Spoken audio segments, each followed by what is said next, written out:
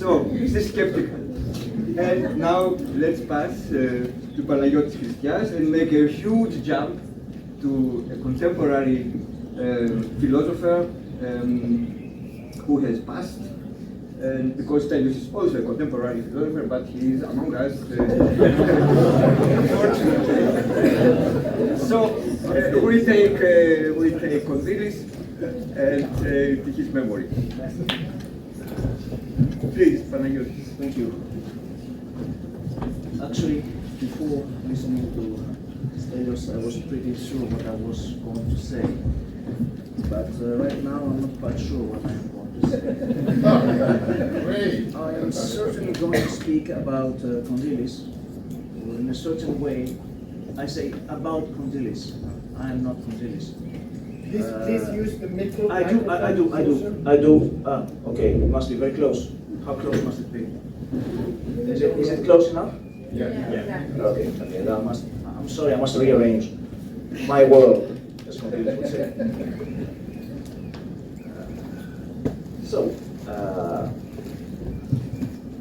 For Condilis, I will try to explain in simple phrase. I don't think. Does anybody know Condilis? Has anybody read any book about Condilis here in this hall?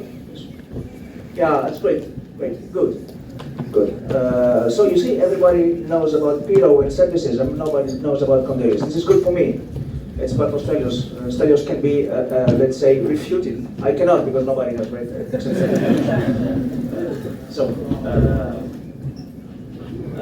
The first thing that Condilis would say, if I were at his shoes, I would say no.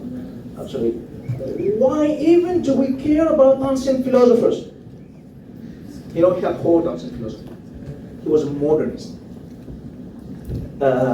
If I were to be more skeptical, I would say, can we even understand ancient philosophy? Now, this is what Nietzsche said about tragedy. Can we even understand the ancient world? I mean, for me, what I heard is quite the extreme paradox. It's not skepticism, it's madness. Okay? You have a medicine man, okay, medical doctor, which is empirical, of course.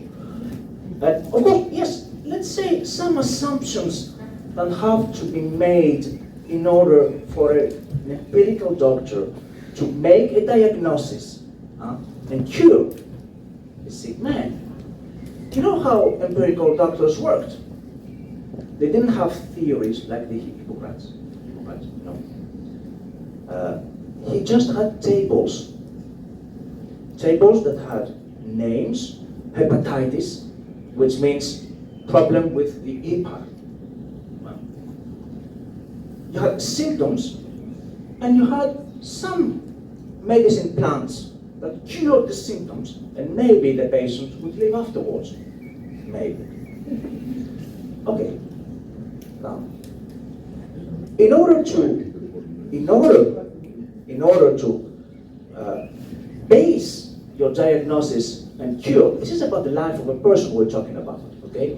So if you're a medicine man, if you're a medical, if you're a doctor, in order to base your diagnosis on the table, on the terminology, on the symptomatology, and the clinic, okay, the medicine plans, etc., etc., what are the theoretical suppositions that you must make?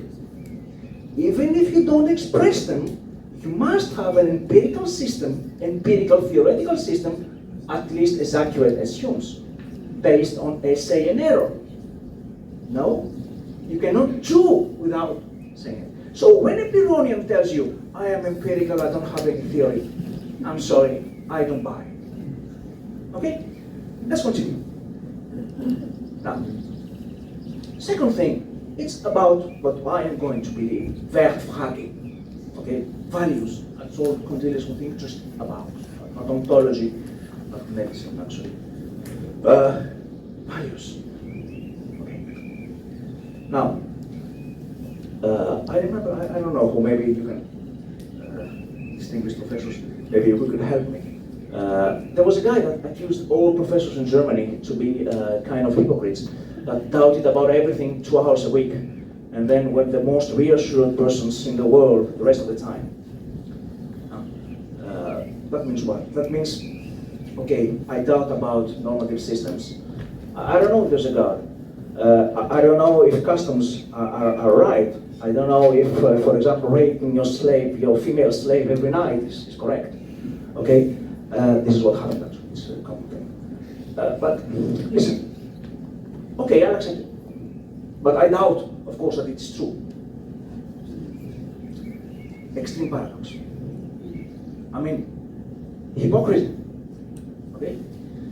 So this is the kind of things that you had to live in the ancient times. I am sure that a historian of the old times could explain the kind of society in which women and men lived, in which, for example, there is another story about Pyrrho, you know, I don't know if you heard it, but it's a kind of common one, it's a misogynic one. You know, one day they saw Pyrrho chasing his wife with a knife to kill her. And he said, Pyrrho, don't you teach ataraxy? And he would answer, yes, of course, but this doesn't work with women. I mean, they make me furious. So this is the kind of anecdotes that show the extreme paradoxes that ancient world would have. Okay, at least Plato. Well, I'm a Platonician. I'm not neither a skeptic, but I think we can know at a certain point. But Plato was honest. He said, okay, this is what it is. This is what it should be. What should be can be changed. We can see it, we can discuss about it, we can create new theories about it. But saying nothing exists, there is no truth, then again, I doubt about everything, but I do everything as if I didn't doubt about anything. This is the world of a skeptic. Well, let's finish about the critique of the skeptic, and let's go to Kondylis. So Kondylis is a modern Greek philosopher and modern philosopher. His universe begins with Machiavelli, I think. Okay. Oh, Hobbes. I will mostly explain. I cannot present all of Kondylis' works. He has wrote enormously in the brief time that he had lived. And he has an ego. He's not as well known as Castoriadis, okay? And maybe the value of his works is not better than the Styliosphere, whom I respect and read. But he did something. So two of his books that I am going to talk about, briefly of course, I don't have time to expand, was the first, as Stelios said, Macht und Entscheidung, power and decision.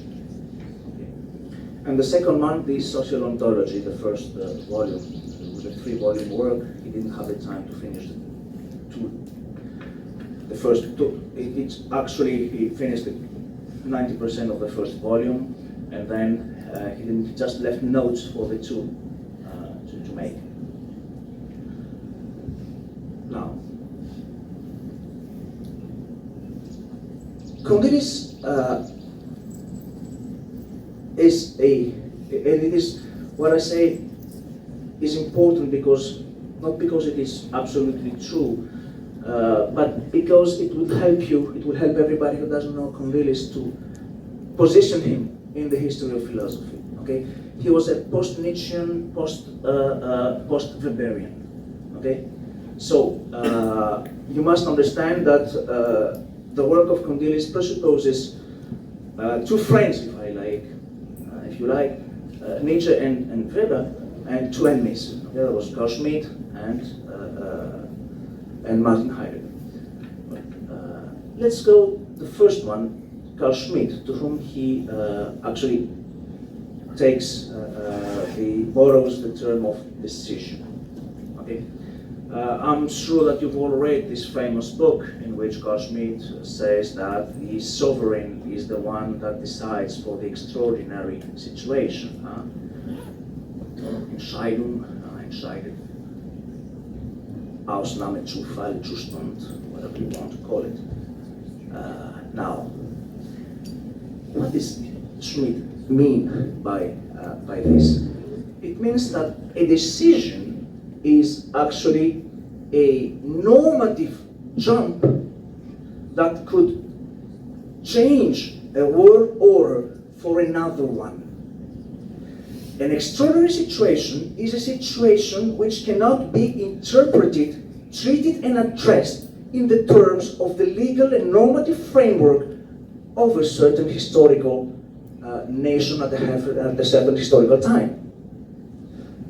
Example, French Revolution. France couldn't go beyond with the same moral and normative system. Therefore, the revolutionaries changed the things that ought to be changed, and they made a decision. They made choices for all the French nation and the world eventually.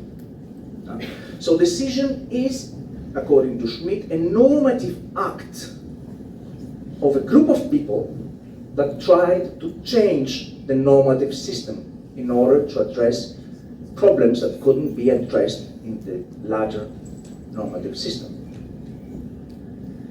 Now what Kondylis says is that, no, this is what we call engaged decisionism, to which Kondylis opposes a descriptive decisionism, in which decision has another sense. For example, it still means choices. He himself, actually, I don't like this Heideggerian mambo jumbo of etymology, you know, it's easy, or so we cut off some parts of reality.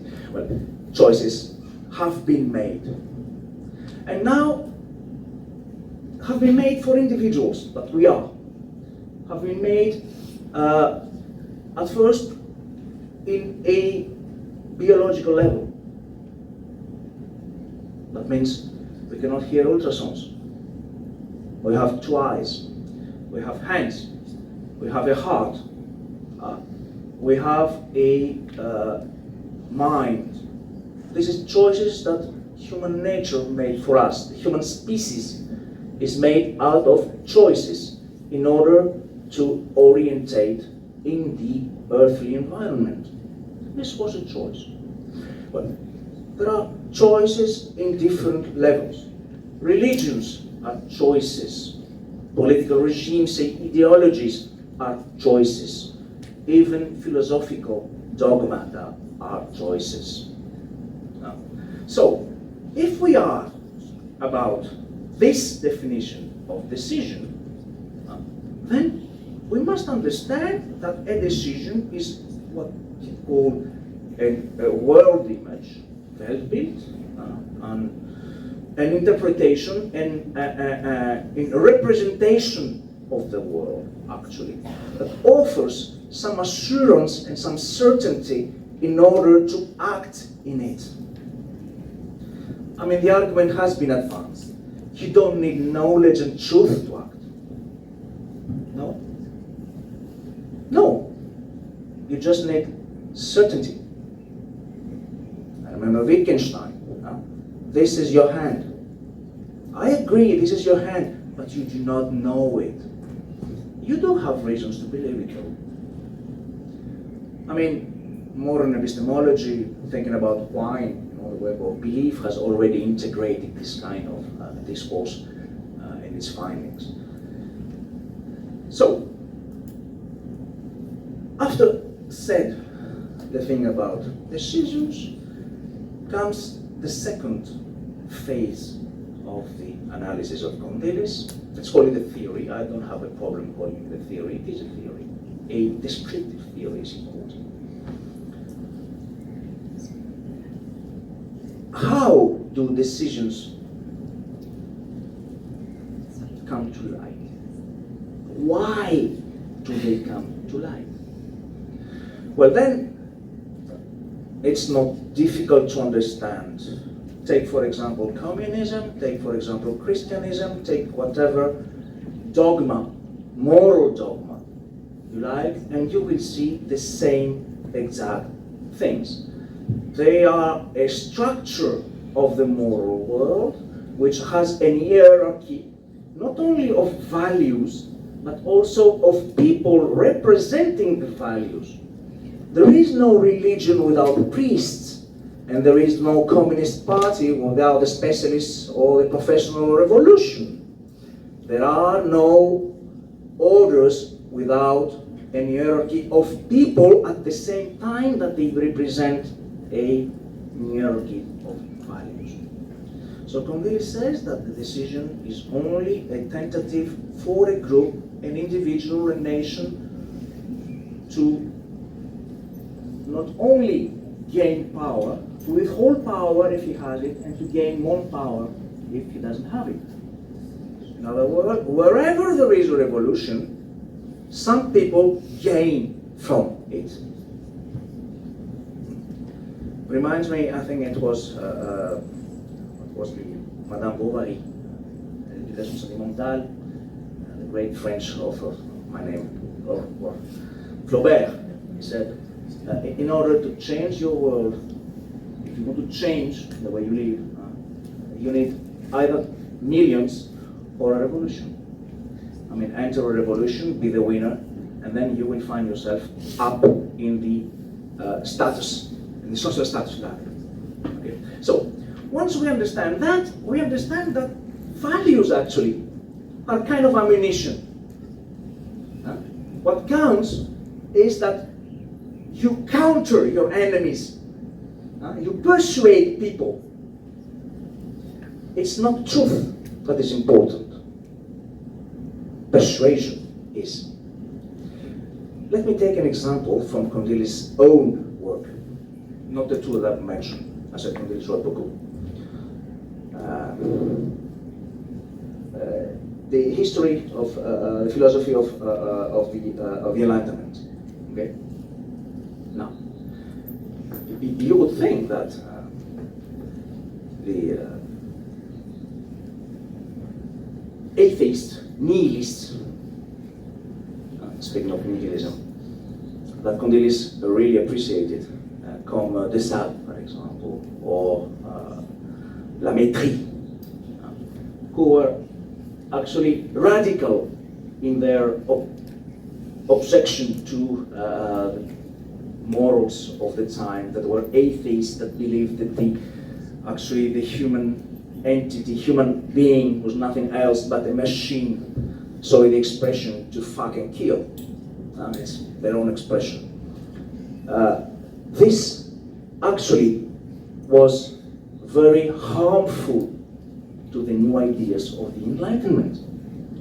So, even if more or most of the thinkers of the Enlightenment could agree with the ideas of La Métrie or Helvetius, for example, actually they were the first to fight them. Why? Because if the movement of the Enlightenment was to be identified as a radical atheism and nihilism, then it wouldn't have any appeal to the masses. And it would do bad to the new political paradigm that actually created the new elite that was the bourgeois. So whenever you see values and discussions about values, arguments about values, see behind it a subject seeking power. This is what Kondylis said. Another example of this great book, I think it's one of the greatest, the first books on conservatism and conservatism. What does he say? Of course, Kondylis liked to attack everybody. Sometimes without use, actually. The only reason they exist is because Kondylis criticized them something. I mean, okay, he attacks all modern theories of conservatism. And then what does he say? He says that actually you cannot understand a theory without understanding which subject, historical subject, he promoted. Conservatism, said, was the theory of the nobility. And in order to see that, he said that nobility didn't have any theory as long as it had the power. The only reason that in the 17th century you had authors who wrote about the theory of conservatism is because nobility began to lose its power under Louis XIV, of course.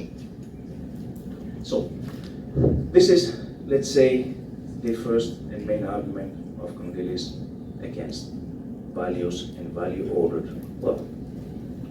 Value actually is a pretext for power. Now, interesting thing. Kondylis says that there can be no society without a normative value system. Why? Because we've never seen one. Every legal system has an hierarchy of values. If any of you have had courses in law, you have been taught the hierarchy of values. And in order to make a law and dictate to everybody how they should live their life, you must be, let's say, founded upon a very concrete value hierarchy. I'm sorry, I cannot see. I don't have my eyeglasses. Didn't Carl Jung have a similar theory about a hierarchy of values, or it's unrelated? I'm sorry? I was referring to Carl Jung's theory of a hierarchy of values. Is this related to what we're talking about? Certainly, there are many authors who have wrote about the hierarchy of values. Every legal system is based upon a hierarchy of values. Yes. Thank you very much. Now, the point about Kondylis is that he said you cannot be a skeptic in your real life. Societies cannot be skeptical. Societies cannot actually come to this conclusion that there are no values, because simply they need organization. If there is no values and hierarchy of values, there is no organization. So, what is this vision about values not existing? It's a mere theoretical one. Only the theoreticians can be true skepticals. No man living can be skeptical. Imagine, Kondylis says that in order for a man to be absolutely skeptical, in order for a man to understand what descriptive decisionism means, in order to maintain a descriptive point of view, he must admit that life itself cannot be a value of value.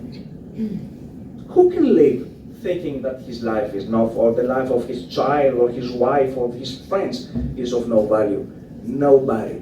That's why Kondylis says only theoreticians can be skeptics. And of course, as they remain theoreticians and not as they live their lives within the organized social systems. Yes, question? So, let's say if we believe something, doesn't matter what it is, we believe, or let's say we believe that other people don't exist. If we go on living our You cannot believe that other people doesn't exist, don't lie. No, I'm not saying that I do. I'm just giving as an example. Sorry, I'm just making this humor. And like, if we go on living our lives, interacting with other people like they do exist while believing that they don't exist, that doesn't make sense. Then we don't truly believe it. So if a skeptic doesn't believe in values or in knowledge, like you said, then why do they treat them as such? Why do they still eat, or why do they still give values to their own feelings and to their own thoughts? Why do they even think? Why do they even exist? Yes. That is a good question. That is a good question. It's actually the paradox of Cornelius himself. Yes. I will come back to it. Yes, thank you for the question.